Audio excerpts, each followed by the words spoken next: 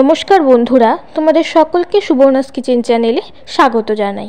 আজকে তোমাদের করে দেখাবো চিতল মাছের তেল ঝাল। দেরি না করে তাহলে চলো শুরু করা যাক। প্রথমেই আমি মাছের মধ্যে পরিমাণ মতো হলুদ এবং পরিমাণ মতো লবণ দিয়ে ভালো করে মাখিয়ে নেব। এদিকে আমি উনুনে কড়াই বসিয়ে দিয়েছি, কড়াই গরম হয়ে গেছে। এবার আমি এতে পরিমাণ মতো কিছুটা সর্ষের তেল দিয়ে দেব। এবারে আমি মাছগুলো এক এক করে ভেজে নেব।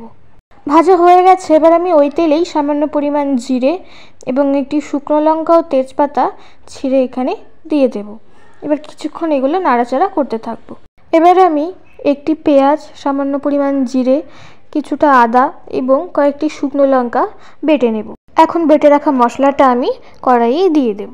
এরপর পরিমাণ মতো হলুদ এবং পরিমাণ মতো লবণ দিয়ে ভালো করে এগুলো নাড়তে থাকবো।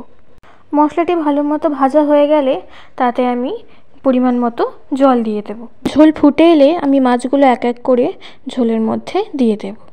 আরও কিছুক্ষণ ফুটিয়ে নিয়ে গরম মশলা ছড়িয়ে দিলেই রেডি চিতল মাছের তেল ঝাল। দেখো বন্ধুরা, দেখতে কি সুন্দর হয়েছে। তোমরা এই রেসিপিটি বাড়িতে ট্রাই করে দেখো। আশা করি তোমাদেরও ভালো লাগবে। ভিডিওটি ভালো লাগলে লাইক, কমেন্ট এবং শেয়ার করো।